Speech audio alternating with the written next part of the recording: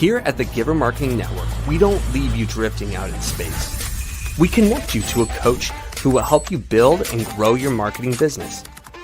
Our process acts as a guide on how to connect with other businesses, maintain good relations, and establish a presence on the Giver Marketing Network. Each member within this collaborative group will have the opportunity to leverage your talent and influence, a true network effect. If you are looking to collaborate on more projects, welcome to the Giver Marketing Network, the most trusted and highest rated collective of specialists on the planet. Here we have a group of like-minded professionals who focus on making valuable introductions and helping each other grow by teaming up. Imagine Upwork meets a network and a coach. The talent collectively includes services like visibility and SEO, creating logos, designing websites, managing social media, outreach messaging, visual storytelling, and much more. Think of what you could do with laser-focused allies strengthening your business while offering your talent to the entire network. Click near this video for more information.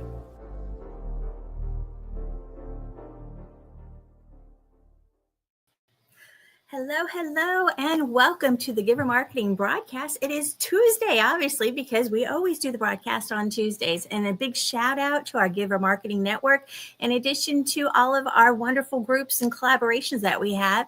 Hello to Selling with Dignity, Prepared Group, Kingdom Warriors. We have so many groups that we collaborate with. And if you want to be one of those groups, reach out to us. We love our family. So I am Christine Deane, your team director. Now, many of you know me in that role. However, you may not be aware that I also have my own business, The Networking Diva. And so I love diving into the marketing. If you're not familiar with Giver Marketing, we are actually a whole collaboration of different independent marketers working together, or different agencies. So we love collaborating, and that's what we do. So I am excited today because I have the opportunity to talk about one of my favorite nerdy topics, and that is CRMs. So customer relationship management software. If that's not something you normally play with and you cringe when you hear those words, don't worry. I'm going to show you all the bells and whistles and why it's so cool. And you're going to be like, I want that for my business if you don't already have it. If you already have it and it makes you a little nervous, or you're thinking, am I really doing it right? Am I getting the most out of it? Well, hopefully today we'll give you some ideas on how you can better use it to accelerate your business. So I am so excited because we're talking about how to increase success with CRM automations. So we've got some slides here. We're going to talk about some ideas. There's a lot of different CRMs out there. There's a lot of different choices on what you might want to use. Go High Level is one of my favorites, whether it's the standard or the white label versions. But we've worked with clients on all sorts of different ones, from Zoho to HubSpot, right? So whatever CRM it is that you are in love with or you're wanting to try, come talk to us. We'd be glad to tell you some of the pros and cons of each of them, because they all are great, and all of them always have something that you don't like as much. And that's okay too. CRMs are kind of like choosing the best evil. But they're so important. They really are. They have opportunities to just accelerate your business in a way that you just cannot do without it. Okay, so let's talk a little bit about CRMs. And today we're going to talk about the importance of CRMs and automations first. And let's talk about that, because automations are so beneficial for your business or your nonprofit. This isn't just businesses, right? So when you think, okay, well, I've got a nonprofit, do I really need a CRM? Yes, you do, because you don't want any of your donors or potential donors to fall between the cracks, right? And be like, oh, that's right, there was that business card from somebody that wanted to give me money. Gee, I wish I hadn't lost that, right? That's not something that you want to say, right? And for businesses, right, you've got prospects also. You don't want to lose those. So your CRM is the best way to keep you organized. So when you start automating some of the processes in there, you're really going to reduce the manual workload, because you think about repetitive tasks that you've done over and over again. Yeah. And for example, if you like to go on LinkedIn, right, and you might want to send a message out to a few people, now you're copying and pasting over and over and over again, right? Or in Messenger on Facebook, or text messages, right? And you're like, oh, my fingers are so tired from copying and pasting, right? So if you don't want to do that, you want an automation that does it for you, right? It enhances the response times, right?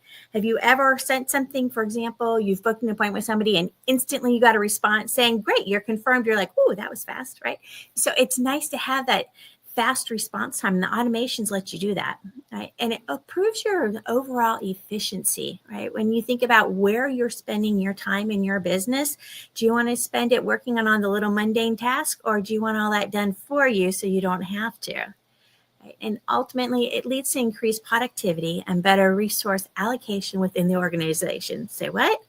Right. So think about where you put your time. You're going to be most productive when you're actually doing things that only you can do for your business, as opposed to menial tasks that an automation can take care of.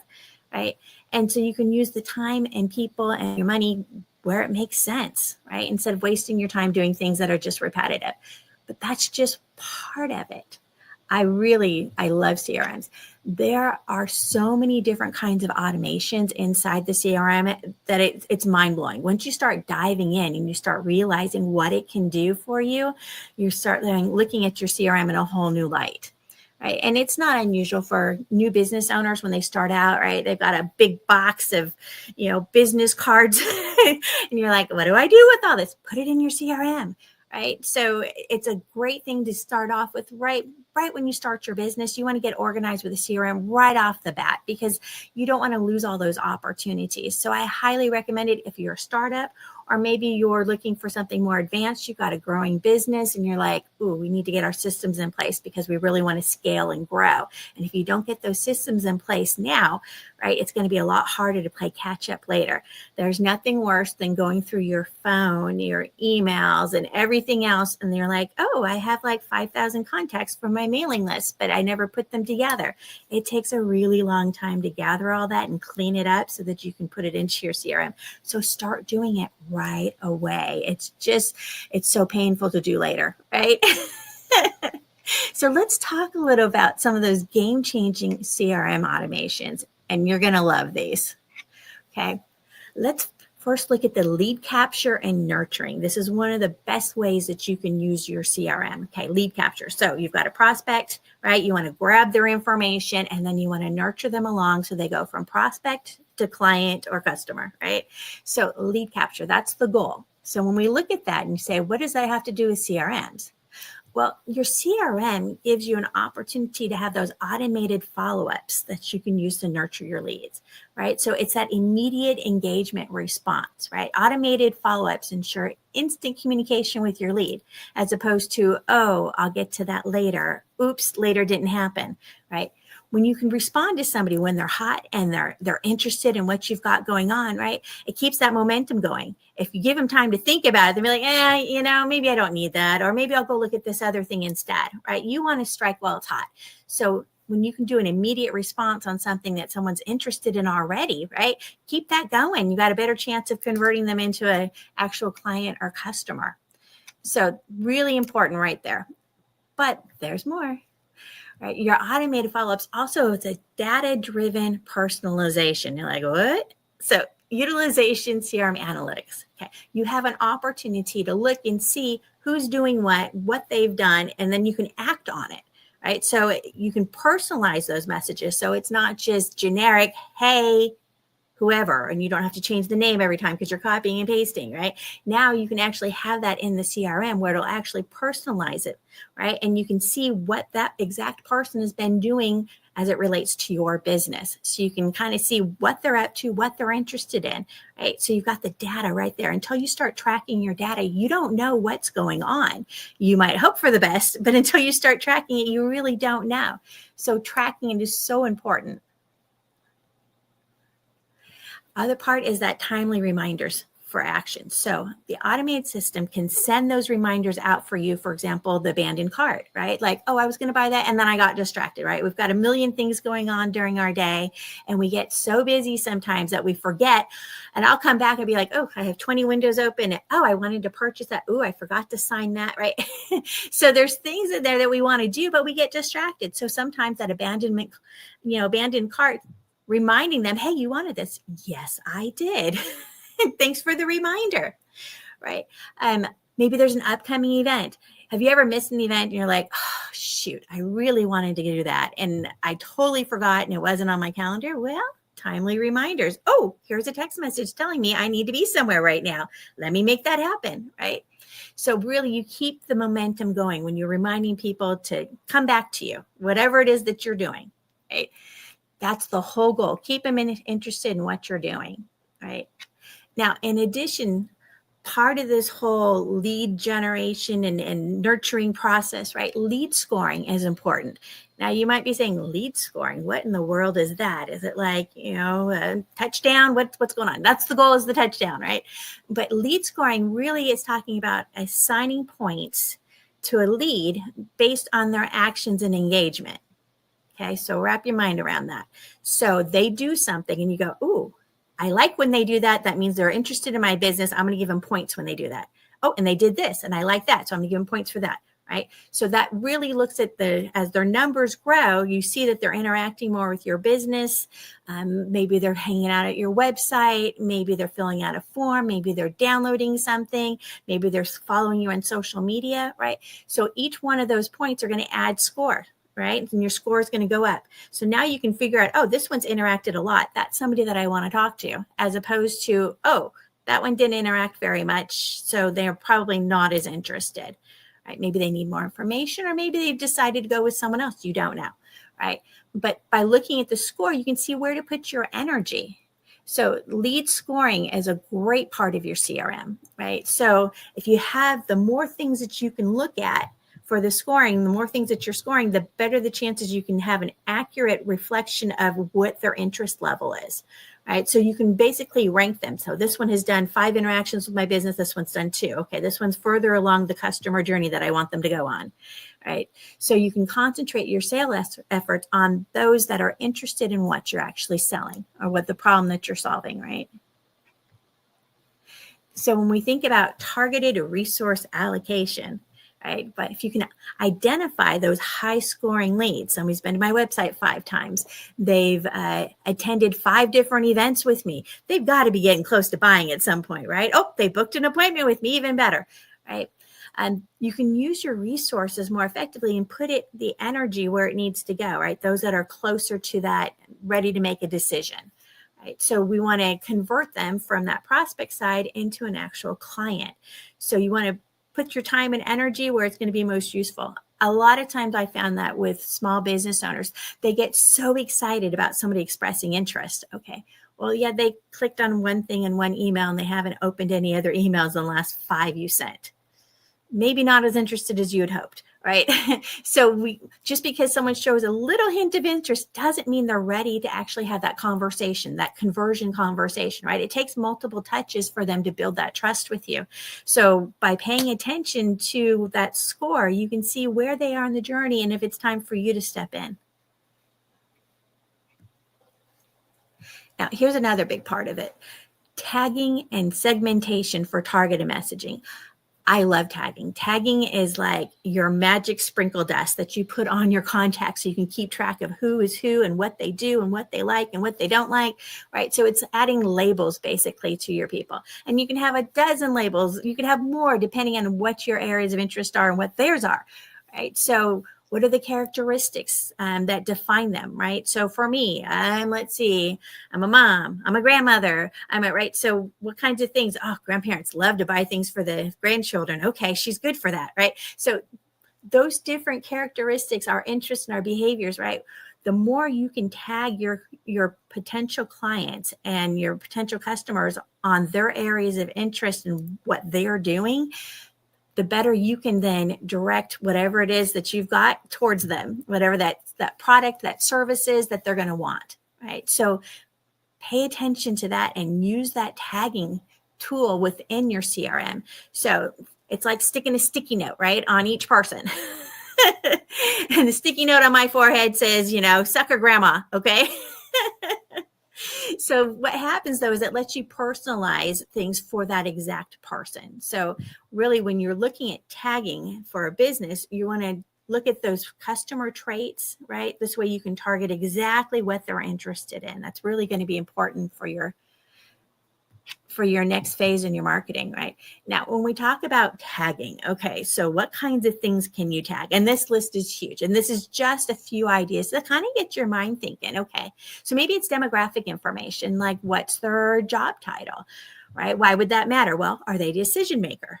Right? It's okay. The job title, maybe they are the gatekeeper for the decision maker, right? Maybe this is the office manager, or maybe this is the receptionist desk, maybe, right? What do we need to do to get past that person to the person we really want to talk to? Right? So job title could be important.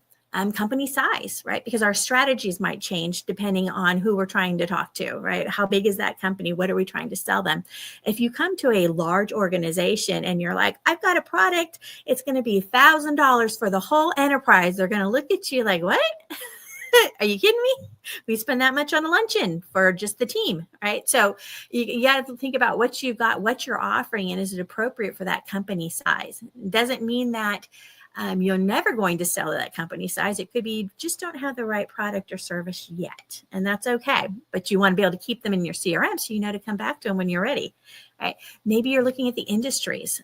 For me, as the networking diva, I love categorizing people according to industry. So when I say, oh, I've got somebody that's requesting lead generation, I can type in my CRM lead generation, and everybody who's involved in that pops up. And I go, oh, let's see, for this person, that's probably a good fit right here. Right? Or maybe I'm looking for those that like to host events. Right? So I might put in, event host, and I can find all those. Okay, let me let them know that there's new great tool is coming out. Let me tell them about that.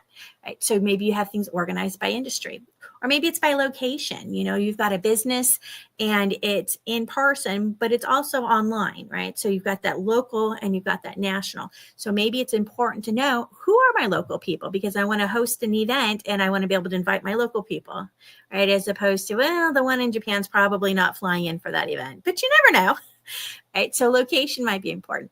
That's just the demographics. Right. So imagine how many tags you've got going right now. Now we get into the behavioral side, right? So are they engaging on your website? How many times, right? So are they getting a little something in the CRM every time that they're engaging, right? Are they downloading a resource? What did they download? Because if you just say, yeah, downloaded resource, you don't know what their area of interest is. But if you have a special tag for everything they download, and I know when I work with my coaches, they're saying, okay, here's what they did. This is what they downloaded. Okay. And they've done 5 things in that area. Let me drop a call. Let me see how they're doing, if they have any questions about that. Right? Starting to understand their behaviors so that you can anticipate what they might want. Right. If you're finding a lot of people are coming in and they're looking at the same concept, and that's a hot topic, right? Maybe you want to have a whole drip series on that specifically. Maybe you want to do a webinar on that, right? But once you know how they're behaving, now you can adjust your marketing to match it. Right. So it could be maybe they clicked on something in an email. I was working with a client just recently, and we went through and all of the links in her newsletter, right? We went ahead and had that so it was trackable, so we could see how many people are clicking on what, so we know what their areas of interest are. Right. So replying, are they replying? Are they submitting those forms? Are they attending events? Right. These are all different things that you can track. And it kind of helps you gauge their level of interest in what you're offering. More types of tags, right? So engagement level. So frequency of interactions. Are they doing it a lot? Are they doing a little? Are they not very interested, right? How recent is it? And this is a hard part, right? If you're not organized with your CRM, what happens is we end up with that big box of cards and nobody's really recent now because you didn't hit them at the time that they said, oh yeah, call me. And you forgot and you didn't call them, right? Get those into the CRM, right? So how recent are those leads? The more recent ones are going to be the hot ones. The other ones that you haven't talked to, and that card's been sitting in the bottom of your purse or the bottom of your desk for the last 2 years, they may not even remember you if you haven't talked to them since then, right? So how recent is it, right? And their channels, is it phone calls? Is it text messages? Is it how being able to keep track of that makes it so much easier to see, oh, I actually have talked to that person quite a bit. I should probably find out if I can help them, right? And big one is, how do they fit with your ideal customer profile? So is it in alignment with your target audience, right? If this is one you're like, I really want to talk to CEOs. Oh, this one's a CEO. Oh, they've responded 5 different times. They're the decision maker. I definitely want to talk to this person, right? Or, they're feeling that pain points, right? And that you can help them with it. So if they're expressing that your product solves their problem, then they're going to be more excited, right? If it's somebody's like, I'm not really having that problem. Well, they're probably not real high on that score we were talking about lead scores, right? They're not real high because they don't feel the need for you yet. Sometimes they don't even know that they have the problem. So that's a whole nother issue. Are you talking to somebody who can say yes and can budget this and has the authority to say yes? Those are the kinds of people you want to talk to. But once again, you got to be careful, because just glancing at something, opening one email, or maybe responding to a post on social media doesn't necessarily guarantee that they're ready to buy now. Okay, so keep the line of communication open, but just realize it takes time to build that trust with you. So some tips on tagging and segmenting. Okay, negative scoring. So if they unsubscribe from your emails, well, you probably want that scoring system to deduct points. Okay, that's a pretty good sign that they're probably not interested. Every once in a while, someone will unsubscribe accidentally. And so they'll be like, I don't get your newsletter anymore. And I'll look in the CRM and go, well, you unsubscribed. Did you want to resubscribe? Yes, please. Okay. Right. But usually it means that they're not interested in what you're doing. And it could be, somebody told me a long time ago that in sales, it's not that if the answer is no, it's not now. So maybe your product or service isn't right for them at this moment. Okay. So just got to keep that in the back of your mind, right? If they're an inactive lead, right, reduce those scores for people that aren't interacting with you, right? Because they're just kind of taking up space in your CRM. So you don't need to put them on a priority list. You probably don't need to spend a lot of time with them. And that's okay. Part of knowing your leads is knowing who's interested, who's not, and putting your energy where it makes the most sense, right? If they're not interested, don't put your energy there. That's okay. Put your energy somewhere else where it makes more sense. Okay. So important considerations, right? Weighting. You want to assign those higher point values to the actions that indicate stronger intent. Okay. So just posting or commenting on a social media post, not such a big deal. Signing up for the event, that's better. Attending the event, even better. Right? And then booking that follow-up call with you that you mentioned during your webinar. Excellent. Right? So the lead score, really, you got to look at what are the big ones, right? What's a little one? It's like a little score. And then which are the big ones? You're like, yeah, this is a good sign that they're interested in what I have. Right? So if you're a new business owner, especially pay attention to the second one, threshold. Set a minimum score for leads to be considered sales ready. That might look different depending on your business. If you have a long sales cycle, right, that might be a lot of little touches over a long period of time. If it's something where you normally, 3 calls and you're done, or is it 2 calls, right? Most people, it takes a little bit longer. So look at what is the minimum number before you even start getting into that. Let me reach out and have a conversation with them.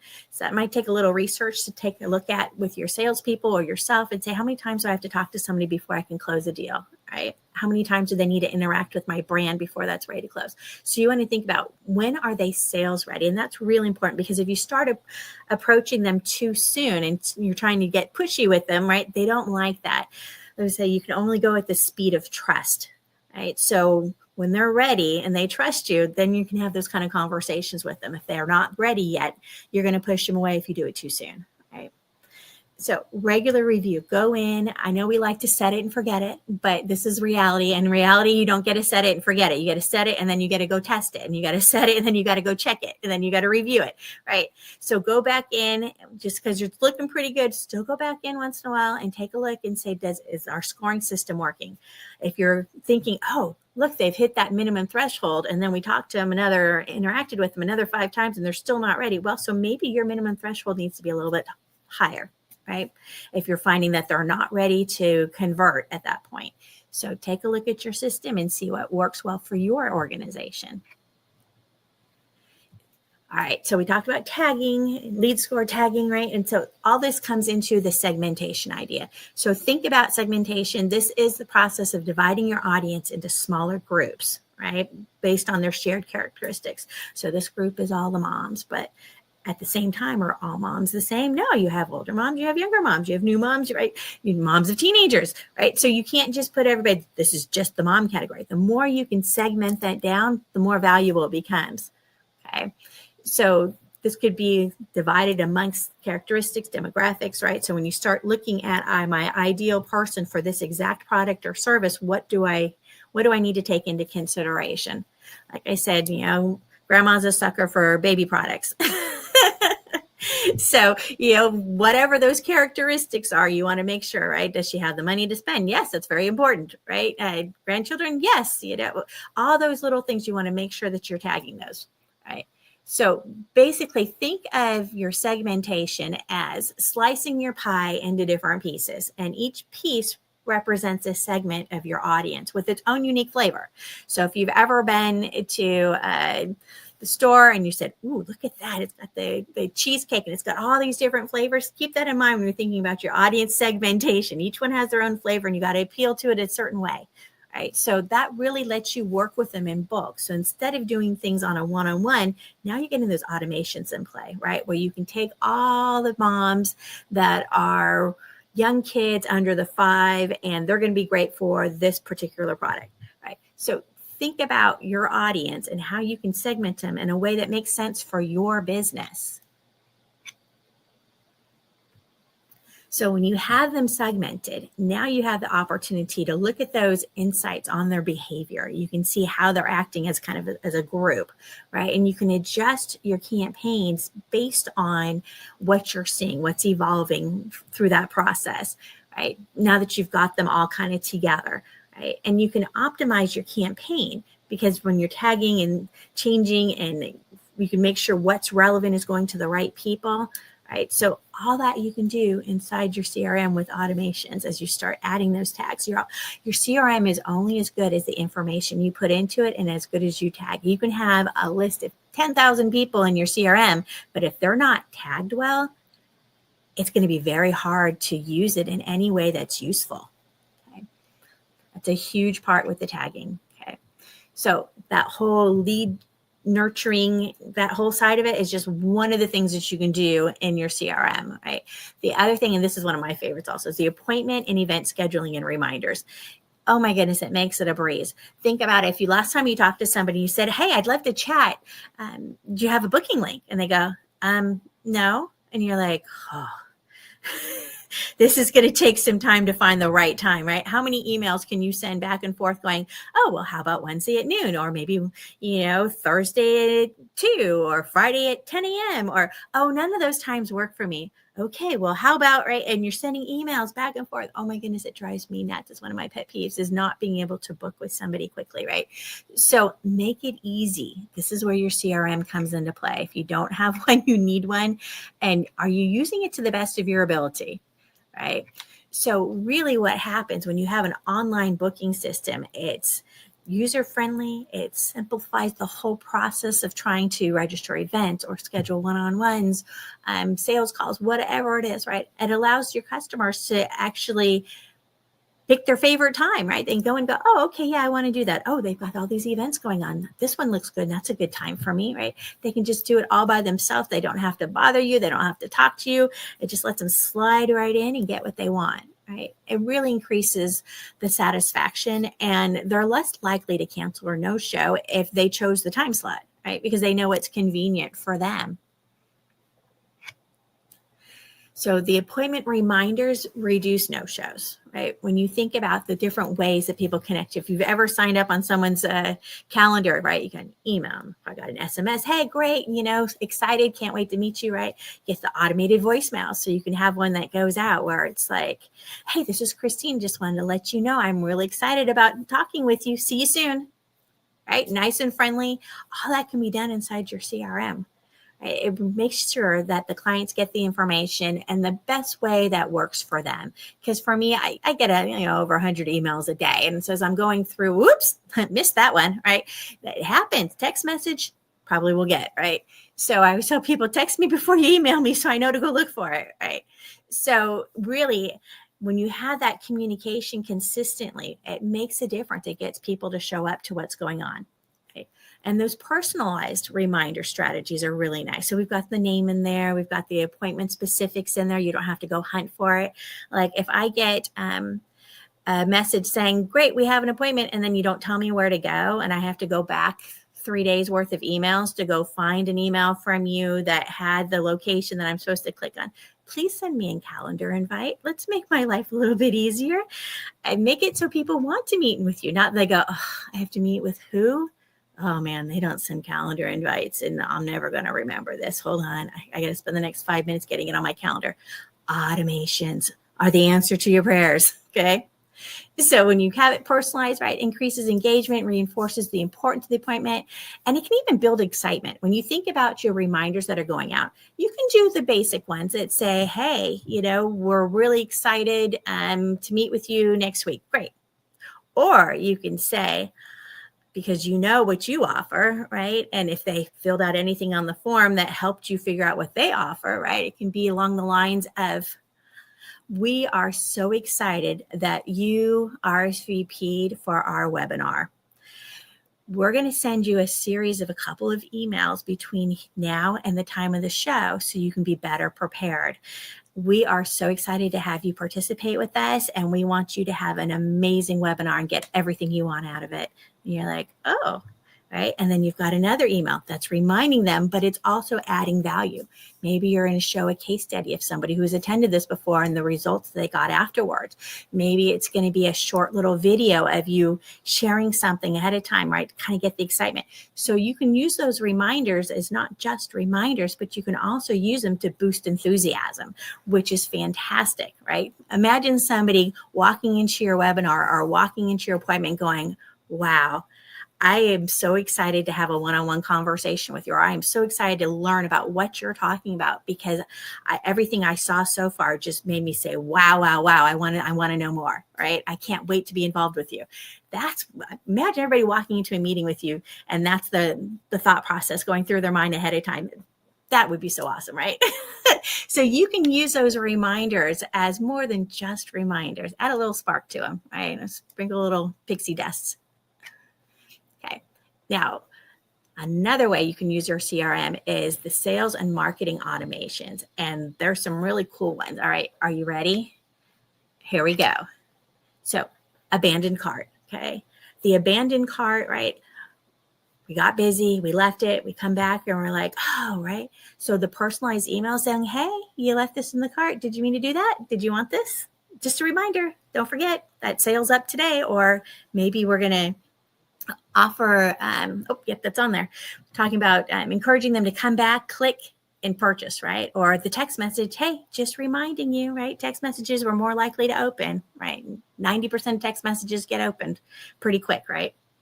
The other thing would be the incentive offers, right? So, hey, we're having a sale on exactly what you left in the cart. If you buy now, or you can get one full price and, maybe it's a BOGO and get one half off or something, right? So you want to be able to kind of help jog them into going, ooh, that's right, I really wanted that, and getting them to come back, right? So that's a great automation. How many of us are going to be there making that phone call all the time? Like, oh, I see somebody left my website. Oh, I see they didn't purchase. Let me call them. No, nobody's watching their website that carefully. That's where the automations come into play, right? You really want it to handle that for you. And imagine 18% of abandoned carts are recovered when you do an abandoned cart email. That's a big chunk to increase your sales when you think about it, right? 18, that's almost 20%. Who wouldn't want a 20% increase in online sales? Hello, right? Just makes sense. Now, your email marketing automation to increase that engagement, right? That's that personalized customer journey, right?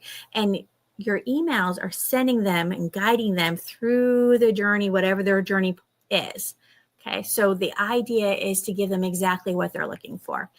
Now, if you remember, I mentioned about newsletters and you could see what they're interested in. So you could have it set where they've shown interest in these different areas and then boom, they start getting a whole new email series, right?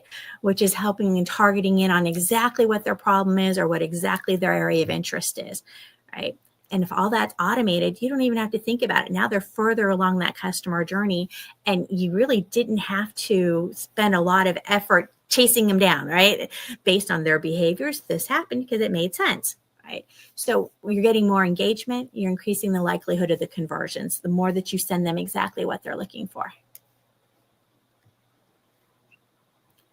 So you might be behavior triggered, like we just mentioned, right? So you're using that data, those automated emails, whether they're browsing, whether they're looking at the cart. Have you ever been on a website, clicked on something, downloaded something, and then not long after that, you got a phone call, or you're like, whoa, hi, whoa, that was weird. How did they know? That's how they know. Those automations, right? It could be that after this happens, or when it reaches a certain point in so many interactions, that it sends a message to somebody who says it's assigned to, hey, give this person a call. You can actually do that in there. It's pretty cool. All right. So we want to make sure everything's timely, striking when it's hot. And it's all about the continuous improvement. Like I said, you can't set it and forget it. You got to come in, you got to analyze your campaigns, you got to look at the metrics. Where are you getting people? Where are you losing them? Take a look at what's effective for your audience. What do you need to tweak a little bit? Right. So you want to change that strategy up just enough so you're getting the results that you look like. Are you putting the right content out to help them make that decision you want them to make so they follow that customer journey? Right? What do you need to do to boost their engagement? So take a look at your campaigns and say, am I getting the results that I want? And what changes do I need to make? You're always trying to improve that. Now here's the SMS side of it, right? I remember when we just used to call it text messaging, but SMS, marketing automation, right? It's fantastic for that real-time customer engagement, right? It's instant, they get it. Encourages an instant response, right? And enhances the overall engagement through timely communication. Text messages are fantastic. More people are likely to respond to them, right? Here we go. High open rates. Like I said, 90%, right? That's a pretty good number. If you could get 90% of people that open 90% of your emails, you'd be feeling pretty good, right? But email doesn't have that kind of an open rate anymore. But text messages still are hard. You have to remember that yes, you can get the information to them quickly, much faster than like email campaigns that they may not open. It might get lost in the long piles of everybody's email list. But you got to remember also, even with emails and text messages, you have to follow the rules. There's always rules and regulations, right? Did they opt in for the text message? If they didn't, right, you can get in trouble for not following those rules. So we don't want to spam people to death with text messages. However, if they've already opted in, right, you might know what they're interested in. Are they interested in more events? Are they interested in a product or a service, right? You can, if you're having some kind of special that's going on, it's a great time. I find that text messages are fantastic, especially with restaurants, right? Do you have a special this week? What's going on, right? Send those text messages out and you'd be surprised what kind of response you can get. And then it's a cost effective, really, when you think about it. Automating it is making it so you don't have to have somebody copy and paste over and over again, right? That's one of those time-consuming things, and you have other things that you want your employees to be doing rather than that, right? Or other things that you want to do rather than spending all your time copying and pasting.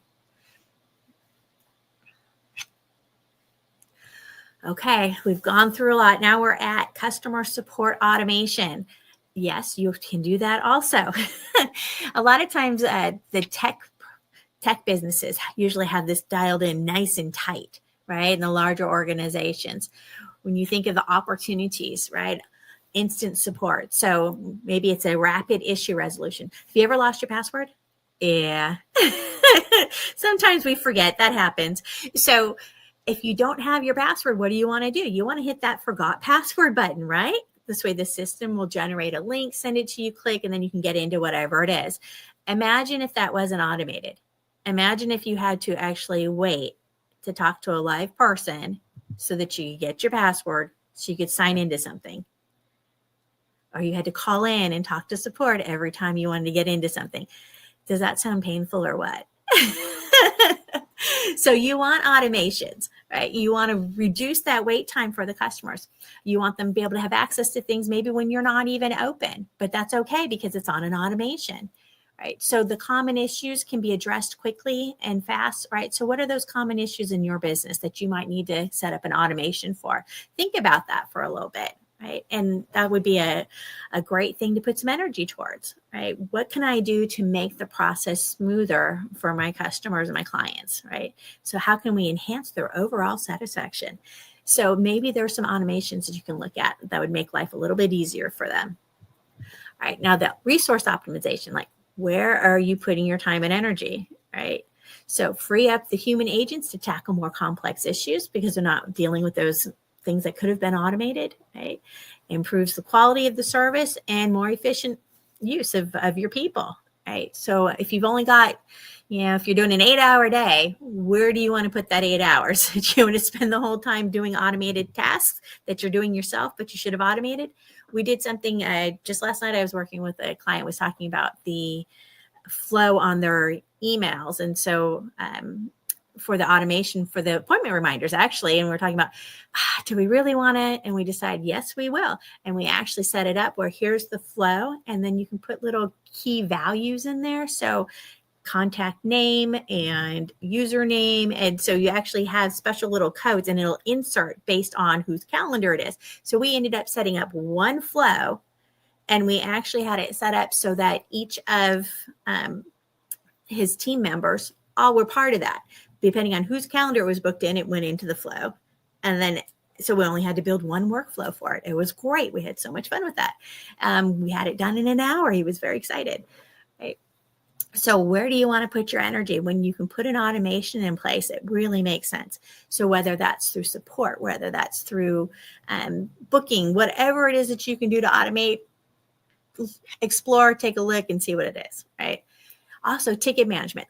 Like I said, my IT guys, right? I'm always getting tickets like, okay, we're working on this. This way, the first one acknowledges it, right? And then the next one, the handwritten human version saying, hi, I'm so-and-so, I'm assigned to your case. Can you tell me a little bit more about this, right? My pet peeve is they close them too fast. They're like, oh, we didn't hear from you in 2 days. Sorry, ticket's closed. You're like, no. I need more time, right? But usually you can respond back, right? There's a process in place for this ticket management, right? So it makes the customer interactions into organized tickets so that we can keep track of customer had a problem here.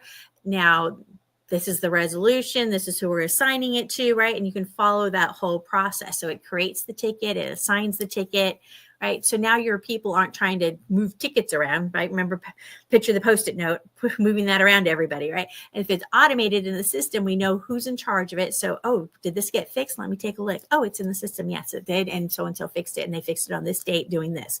Oh, how wonderful was that, right?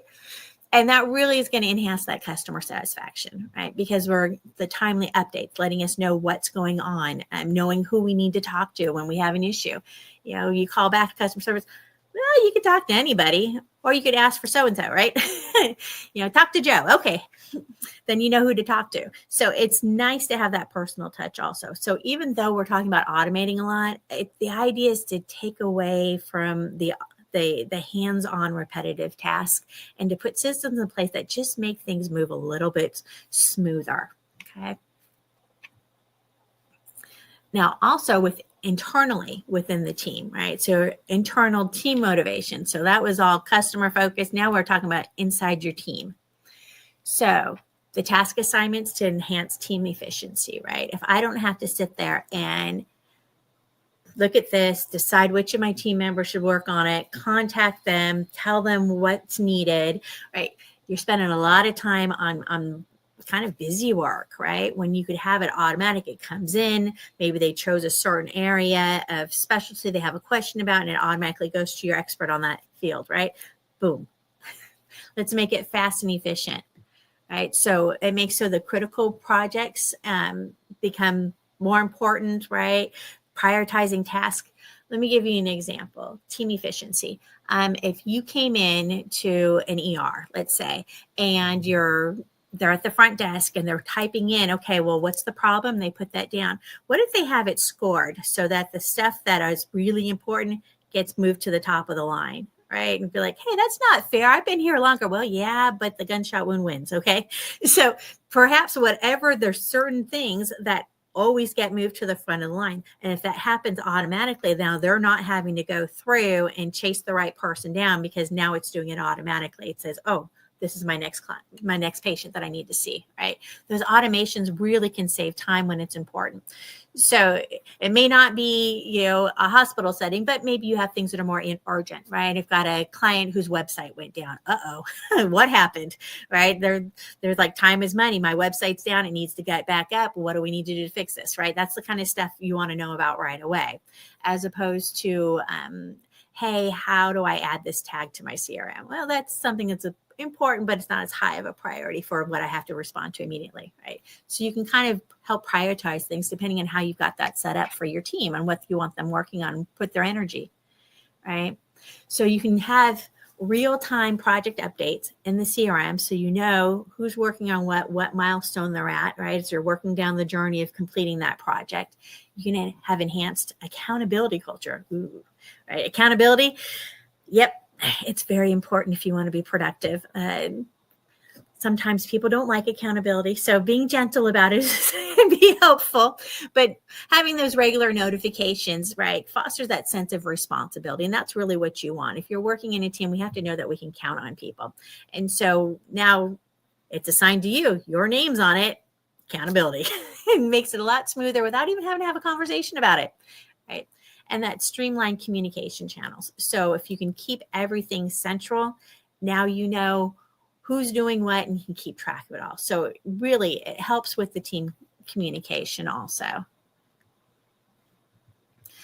So today we talked a little bit about how you can increase your success with CRM automations, right? We talked about the lead capture and nurturing process. And one thing I didn't mention is your leads might be a lead for different products and services, right? So that they have different customer journeys, right? So you have to think about that for each of them. This is my product. Here's my ideal client for that. This is the nurturing process to get to them. This is the lead gen that I'm doing, right? And that's just this one. Now, what's my other product? What's my other service? So each one has its own, right? And there's going to be some overlap, but just remember, it's usually more than just one lead capture, and it's usually more than just one nurturing sequence. So start there, start easy, and then just build from there, right? What's your most popular, or what's your biggest ROI, right?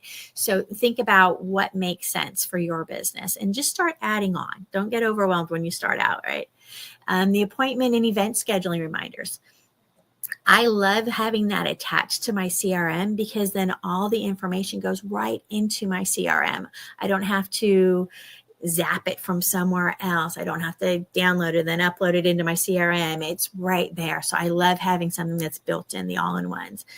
Like I mentioned, I used to go high level a lot with my clients. And so having it all in there, they know that they've got them there. They've got their tags. They can invite them to things easily because they're already in the system. They can send newsletters easily, right? So it's nice to have that all in one place. The sales and marketing automations, right? Paying attention to the behaviors of your prospects and what it takes to convert them into client or customer status, right? And then that customer support automation, is that something that's important? Is that a big part of your business? Some people's business, that's entirely what their business is about, right? So you want to make sure you've got a system in place for that.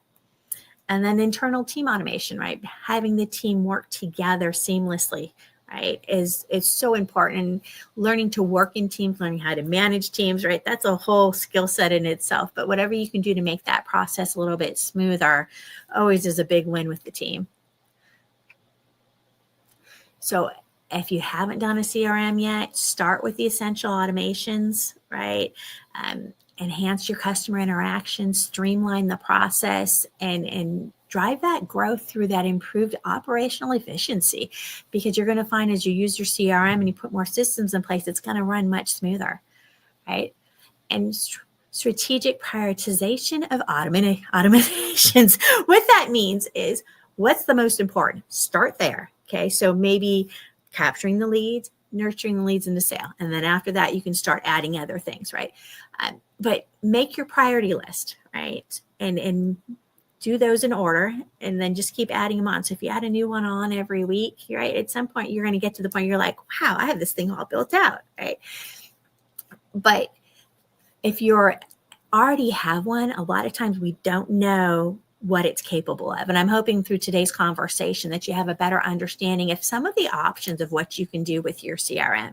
And there's certain things that are kind of standard CRM-y kind of things, how they work exactly and what they call it, and the names change according to the CRM that you're using, but they kind of all have the same types of functionality, give or take a bell or whistle, right? So if you're not sure if you're using your CRM to the best of your abilities, or maybe you need to bring in somebody to kind of give you a hand, clean it up, or put some systems in place for you, we have a whole slew of marketers here at Giver Marketing Network, and we love being involved in projects. So reach out and let's see what we can do. So once again, I'm Christine Deane, the Networking Diva, Strategy and Marketing Coach. So if you want some advice about the CRM, reach out, scan that code right there, book an appointment with me, thenetworkingdiva.com/book, and you can get a free call with me. We'll talk about your CRM. Maybe you're ready to start one. Maybe you're not so happy with what you're using. Maybe you're thinking about changing systems and you want to talk a little bit about that. Maybe you just need some advice on how to use it to its best ability. I love those kind of nerdy conversations. They just get me all excited. As you can tell, I love CRMs.